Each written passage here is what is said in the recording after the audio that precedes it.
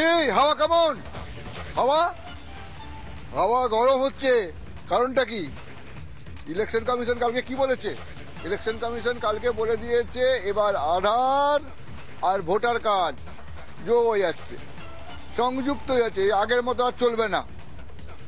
শুভেন্দু অধিকারী কদিন আগে বলছিল না, বিজেপির তরফ থেকে বলা হচ্ছিল বায়োমেট্রিকে ভোট হবে, নিজের হাতের ছাপ দিন, চোখের ছাপ মেলান, ভোট দিয়ে দিন। এই যে যার পারলো ভোট দিয়ে দিল, ভুয়ো ভোটার, মরে যাওয়া মানুষের ভোটার, ওসব যুগ শেষ হতে চলেছে। ভোটার ক্ষেত্রে যারা ভোট দেবে তাদের ক্ষেত্রে নতুন বিপ্লব তৈরি হতে চলেছে।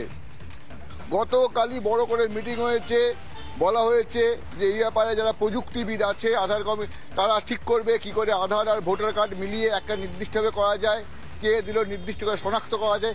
এই ভোট সিস্টেমটা কিন্তু এই ধরনেরই। যখন প্রথমবার ভোট হলো, সুকুমার সেন আমাদের পশ্চিমবঙ্গের, যাকে বলা হয় ভারতবর্ষের নির্বাচনের জনক, সেই যিনি করেছিলেন হাতির পিঠে চেপে যাওয়া, কি করে ভোটার কেন্দ্রে পৌঁছে দেওয়া। এই যে আমরা ছবিগুলো দেখি না, মমতা বন্দ্যোপাধ্যায়ের তৃণমূলের, বিজেপির তৃণমূলের এই দুটো ফুল, একটা আছে পদ্ম ফুল আছে বিজেপির, কংগ্রেসের হাত চিহ্ন, বিভিন্ন সাইন। কেন করেছিল সুকুমার সেন? তখন করেছিল কি, এত মানুষ নিরক্ষর ছিল, লোকের নাম জানতে পারতো না, সেই জন্য সাইন দিয়ে দিয়েছিল।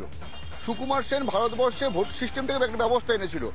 তারপরে হলো টিএন সেশন, ভোটার কার্ড নিয়ে এলো, সব দিকে বললো গেল গেল গেল রোপ, মানে মেরুদণ্ড তৈরি করে দিয়েছিল মানে ভারতবর্ষে টিএন সেশন, নির্বাচন কমিশনের মেরুদণ্ড। জ্যোতি বসু কি বলেছিল? নির্বাচন কমিশনকে পাগলা কুকুর বলে দিয়েছিল। ভারতবর্ষের যে আছেন বলে দিয়েছিল ভারতবর্ষের গণতন্ত্রের কে হত্যা করছে, গণতন্ত্রের লক আউট করছে, বিপি সিং বলেছিল নির্বাচন কমিশনকে।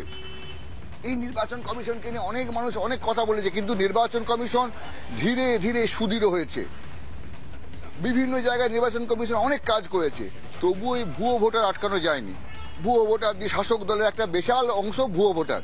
এবার সেই ভুয়ো ভোটার আটকাতে যে নতুন ব্যবস্থাটা হতে চলেছে, এটা কিন্তু ভুয়ো ভোটারের ক্ষেত্রে ভয়ঙ্কর।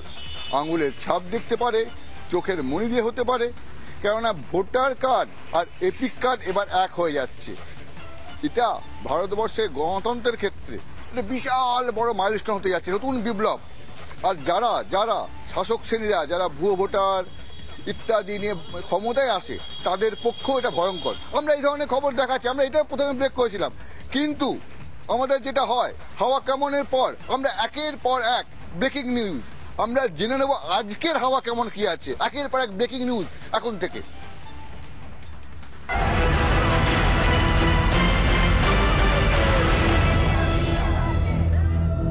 ২৬-এর বিধানসভা ভোট যত এগিয়ে আসছে তত রাজনৈতিক উত্তাপ বাড়ছে।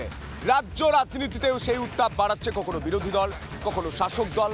আমরা দেখতে পাচ্ছি সরস্বতী পুজো হোক, রামনবমী হোক, এমনকি দোলযাত্রা হোক, জায়গায় জায়গায় অশান্তি, দম বন্ধ করা পরিবেশ তৈরি হচ্ছে ওপার বাংলার মতো, অর্থাৎ বাংলাদেশের মতো পরিস্থিতি এই বাংলায় তৈরি হচ্ছে। সাঁইথিয়ার যে ঘটনা, সেই ঘটনার প্রতিবাদ জানিয়ে গতকাল বিধানসভায় মুলতবি প্রস্তাব আনতে চেয়েছিল বিজেপি, কিন্তু স্পিকার বিমান বন্দ্যোপাধ্যায় তা খারিজ করে দেন। তাই ওয়াকআউট করে বিধানসভার বাইরে বেরিয়ে এসে বিমান বন্দ্যোপাধ্যায়কে সরাসরি চ্যালেঞ্জ ছুড়ে দেন এবং প্রতিবাদ করে বিজেপি। ছবি দেখব, ছবি দেখাবো এবং দেখাবো রাজ্য রাজনীতি কিভাবে উত্তাল হয়ে উঠছে। দেখুন।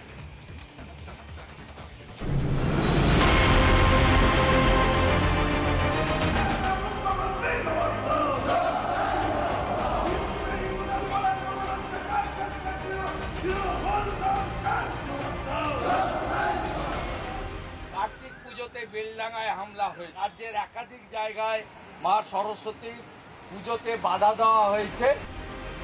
বাংলায় সনাতনীদের উৎসব এলেই বিতর্ক তৈরি করতে মুখিয়ে থাকে এক শ্রেণীর মানুষ। সরস্বতী পুজো হোক বা দোল, হিন্দুদের উৎসবে বাধা দানের চেষ্টা রীতিমতো ট্রেন্ড হয়ে দাঁড়িয়েছে এ রাজ্যে। এবার রং খেলাকে কেন্দ্র করে সাঁইথিয়ায় সংঘর্ষ ও ইন্টারনেট বন্ধের ঘটনার আঁচ এসে পৌঁছালো রাজ্য বিধানসভাতেও। কেন পশ্চিমবঙ্গের ধর্মীয় উৎসব পালনে বাধাপ্রাপ্ত হবে সনাতনীরা? এই ইস্যুতে অধিবেশন থেকে ওয়াকআউট বিজেপি বিধায়কদের।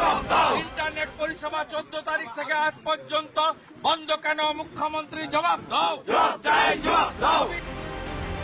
সরস্বতী পুজোর পর দোলেও বাধা, মুলতবি প্রস্তাব বিজেপির মুখ্য সচেতক শঙ্কর ঘোষের।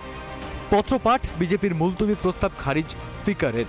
এমনকি বিজেপির প্রস্তাবে কাঁচি চালিয়ে তা পাঠ করতে দেওয়া হয় বলে অভিযোগ। প্রতিবাদে ওয়াকআউট বিজেপি বিধায়কদের। তবে অধিবেশনে যোগ না দিলেও বিধানসভার বাইরে থেকে হিন্দু উৎসবে বাধাদানের বিরুদ্ধে সুর চড়ান শুভেন্দু অধিকারী।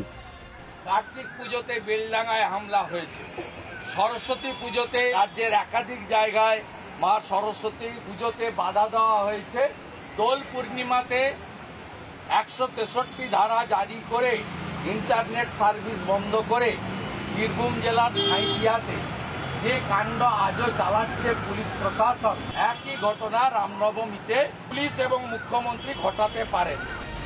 পশ্চিমবঙ্গ তো বাংলাদেশ নয়, তারপরও কেন ওপার বাংলার অনুকরণে ঘটনা ঘটছে এপার বাংলাতেও? হিন্দুদের হোমল্যান্ড পশ্চিমবঙ্গে সনাতনীদের অধিকার সুনিশ্চিত করার ডাক দিয়েছে বঙ্গ বিজেপি। শুধু বিধানসভাতেই নয়, বিধানসভার বাইরেও প্রত্যেক হিন্দু বাঙালির ঘরে ঘরে এই দাবি পৌঁছে দিতে চাইছে গেরুয়া শিবির। রিপাবলিক বাংলা। 2021 সাল থেকে 2025 সাল বিরোধী বিধায়কদের কণ্ঠ রোধ করা হচ্ছে বিধানসভার ভেতরে, সেই অভিযোগ বারবার বিরোধীরা তুলেছে। রাজ্যের বিরোধী দলনেতা শুভেন্দু অধিকারী, তাকে একাধিকবার সাসপেন্ড করে দেওয়া হয়েছে এবং রাজ্যের বিরোধী রাজনৈতিক দল বিজেপির একাধিক বিধায়ককে সাসপেন্ড করা হয়েছে। সাসপেনশন উঠে যাওয়ার পরেও রাজ্যের বিরোধী দলনেতা শুভেন্দু অধিকারী বিধানসভায় অধিবেশনে যোগ দিচ্ছেন না। কেন জানেন? কারণ সতীর্থ 2 বিধায়ককে মার্শাল ডেকে বার করে দিয়েছেন বিধানসভার অধ্যক্ষ বিমান ব্যানার্জি। গোটা রিপোর্টটা দেখাবো, গোটা ছবিটা দেখাবো, দেখুন। 20 তারিখ পর্যন্ত আমি দীপক বর্মন যেখানে থাকবে আমি সেখানে। শৃঙ্খলা ভঙ্গের অভিযোগে অধিবেশন থেকে সাসপেন্ড করা হয়েছিল। হিসেব বলছে চতুর্থবারের জন্য মঙ্গলবার সাসপেনশনের মেয়াদ ফুরলেও অধিবেশনে যাবেন না বলে ঘোষণা বিরোধী দলনেতা শুভেন্দু অধিকারীর। আমাদের একজন কলিগ দীপক বর্মন, তাকে অবৈধভাবে সাসপেন্ড করেছে, তার প্রতি সংহতি জানিয়ে 20 তারিখ পর্যন্ত আমি দীপক বর্মন যেখানে থাকবে আমি সেখানে। এদিন শুভেন্দু ছাড়া আরও 3 বিজেপি বিধায়কের সাসপেনশনের মেয়াদও শেষ হয়েছে। 17 ফেব্রুয়ারি সাসপেন্ড করা হয় শুভেন্দু অধিকারীকে। শুভেন্দু ছাড়াও অগ্নিমিত্রা পল, বঙ্কিম ঘোষ ও বিশ্বনাথ কারকও সাসপেন্ড হন। স্পিকারের দিকে কাগজ ছোঁড়ার কারণ দেখিয়ে 1 মাসের জন্য সাসপেন্ড করা হয় 4 বিজেপি বিধায়ককে। অথচ এই মমতা ব্যানার্জি একসময় লোকসভায় প্রতিবাদ দেখাতে গিয়ে স্পিকারের দিকে কাগজ ছুঁড়েছিলেন।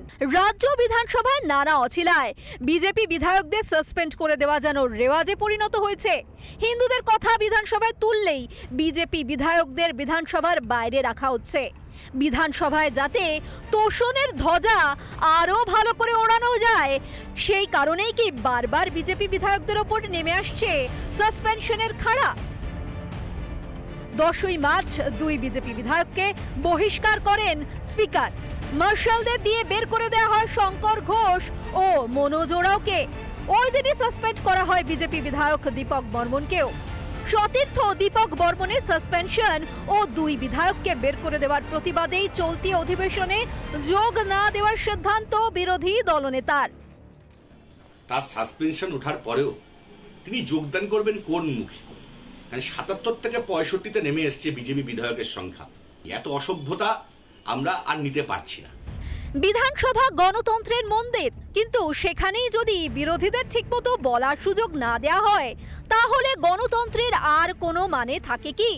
দেশের সংসদে বিরোধী হিসেবে সোচ্চার তৃণমূল কি রাজ্যের শাসক তৃণমূলকে সেটা বোঝাতে পারবে?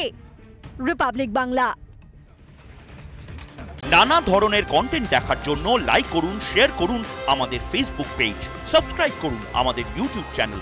পাশাপাশি অন্যান্য ব্রেকিং নিউজের জন্য অবশ্যই চোখ রাখুন রিপাবলিক বাংলায়।